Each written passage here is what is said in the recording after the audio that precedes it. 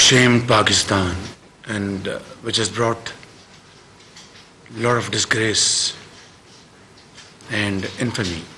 9 मई को जो कुछ भी हुआ इस मुल्क के अंदर, वो पाकिस्तान की तारीख़ में एक स्याह तरीन दिन से याद रखा जाएगा। वो एक इंतहाई अलमनाक दिन था जिसने पाकिस्तान में करोड़ों पाकिस्तानियों में उनको गमगीन कर गया और अवाम, माएँ, बहनें, बुज़ुर्ग, जवान, फ़ौजी, सियासतदान, डॉक्टर, इंजीनियर्स, बच्चे, स्टूडेंट्स, टीचर्स, मज़दूर इंतहाई गम और गुस्से की सूरत हाल में ये दिन गुजारे। और इसी तनाज़र में आज ये जो इजलास हो रहा है, तो हम सब आज ये बात सोचने पर मजबूर हैं कि वो कौन सा नज़रिया था, वो कौन शख्स था या वो कौन सा जथा था जिसने वतन पाकिस्तान के साथ वालिहाना मोहब्बत को नज़र आतिश कर दिया, जिसने जिना हाउस ये एक महज अमारत नहीं है बल्कि लहू से इस पर अबारत लिखी गई थी।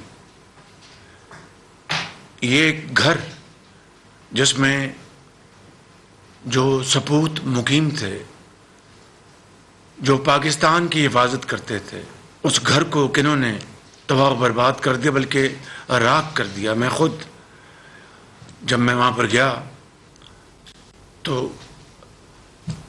यकीन नहीं आता था, और यकीनन चश्मे फलक ने इस तरह की सूरत हाल पहले कभी नहीं देखी थी।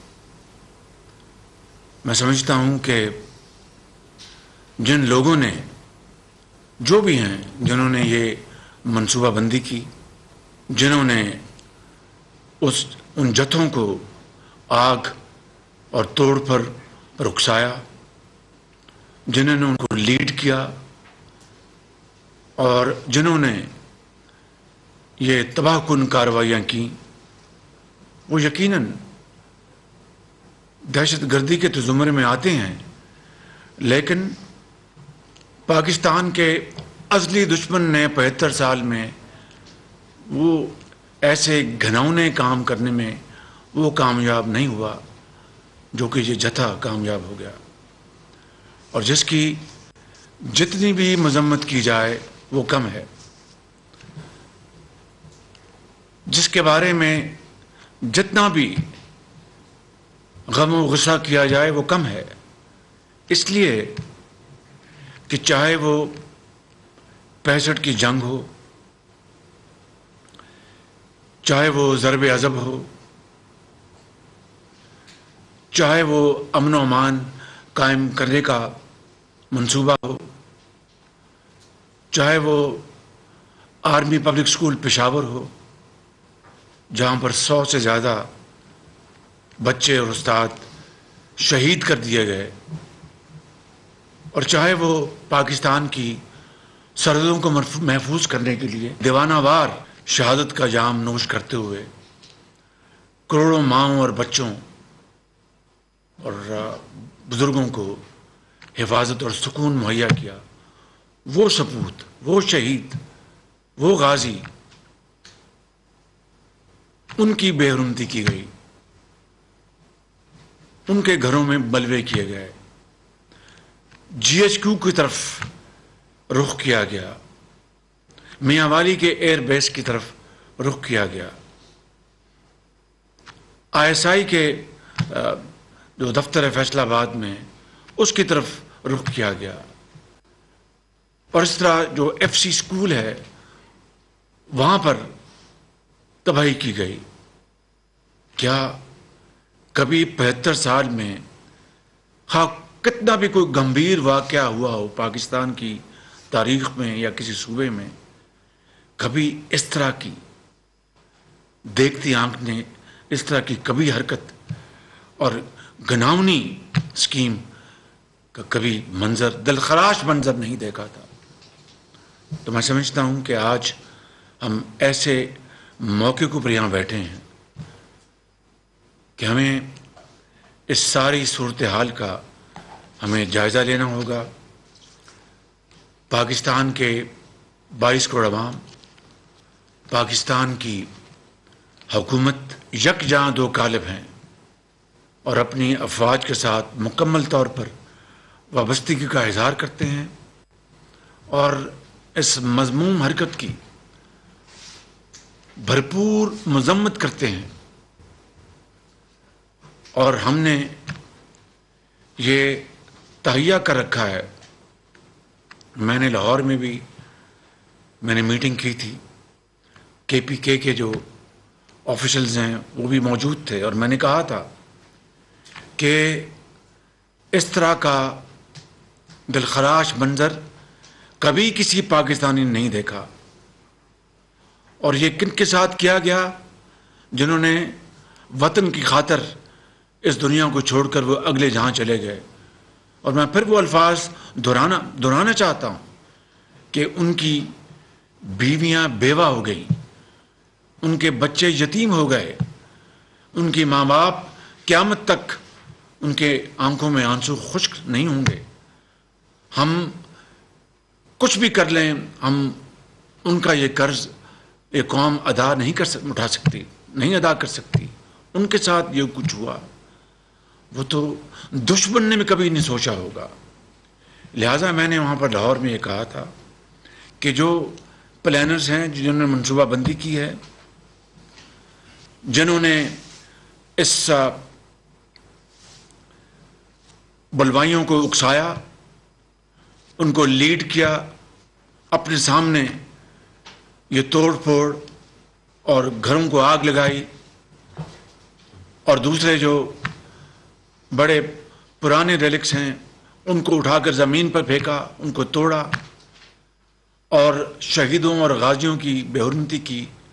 وہ کسی رعایت کے وہ قابل نہیں ہیں. ان کو ہر صورت قانون کے کٹہرے میں لانا ہوگا. اور اگر وزیر اعظم بھی کہے کہ اس فلاں کو چھوڑ دو تو وزیر اعظم کا حکم ماننے سے انکار کر دو. اور بے گناہ کو کسی صورت بھی اس کو آپ تنگ نہیں کریں گے. وزیر اعظم بھی کہے کہ اس کو تنگ کرو تو آپ وزیر اعظم کا حکم نہیں مانیں گے. یہ پیمانہ، یہ یارڈ سٹک میں نے دیا، اور 72 گھنٹے کی میں نے ان کو باقاعدہ ایک ٹائم لمٹ دی کہ اس کے اندر آپ سب کو گرفتار کر کے ان کے مقدمات درج کرائیں گے. مجھے یاد ہے 7/7 کو میں لندن میں تھا اور وہ میرے سامنے واقعہ ہوا تھا. آپ یقین کریں کہ 24 گھنٹے میں مجھے مشورہ دیا کہ آپ گھر سے نہ نکلیں. میں 24 گھنٹے کے بعد گھر سے نکلا تو سڑک کے اوپر، جسے کھوکھا کہتے ہیں، وہاں پر اسلامی تاریخ کی کتابیں اور اسلامی کتابیں، وہاں پر وہ ایک آدمی وہاں پر وہ بیچتا تھا. میں حیران رہ گیا کہ وہ دکان وہاں پر موجود تھی، کسی نے اس کی طرف دیکھا نہیں. لیکن جو کلپریٹس تھے ان کے لیے راتوں کی بھی عدالتیں لگی. برطانیہ کی تاریخ میں شاید یہ پہلا موقع ہوگا کہ راتوں کی بھی عدالتیں لگیں اور ان کو قرار واقعی سزائیں دی گئیں. اگر آج ہم نے اس لمحے کو تاریخ اور عوام اور ملک کے 22 کروڑ عوام یہ پکار کر یہ مطالبہ ان کا ہے کہ جو بے گناہ ہیں ان کو ہاتھ نہ لگایا جائے، جو گناہ گار ہیں کسی بھی حوالے سے ان کو قرار واقعی سزا ملے گی، تو پھر رہتی دنیا تک آئندہ اس طرح کا واقعہ دوبارہ رونما نہیں ہوگا اور پاکستان کی طرف پھر کوئی میلی آنکھ سے نہیں دیکھے گا. میں سمجھتا ہوں کہ آج یہ قومی سلامتی نیشنل سیکورٹی کمیٹی کا یہ اجلاس اپنی افواج پاکستان کے ساتھ بھرپور وابستگی کا اظہار کرتا ہے، ان تمام واقعات کی شدید مذمت کرتا ہے اور قانون اور آئین کے مطابق قانون اپنا راستہ اپنائے گا. کسی کے ساتھ زیادتی ظلم کا سوال نہیں پیدا ہوتا، مگر کسی نے جرم کیا ہے اس کو بچ نکلنے کا کوئی سوال نہیں پیدا ہوتا ہے. اور میں سمجھتا ہوں کہ ہمیں قانونی لحاظ سے، آئینی لحاظ سے اور انتظامی لحاظ سے ایسے آئندہ کے لیے انتظامات کرنے چاہیے کہ رہتی دنیا تک، قیامت تک اس طرح کا واقعہ دوبارہ کبھی رونما نہ ہو جس نے پوری دنیا میں پاکستان کو شدید نقصان پہنچایا اور کروڑوں لوگ جو ہیں وہ آج بھی غصے میں اور رنجیدہ ہیں. اللہ تعالیٰ ہم سب کا حامی ناصر ہو.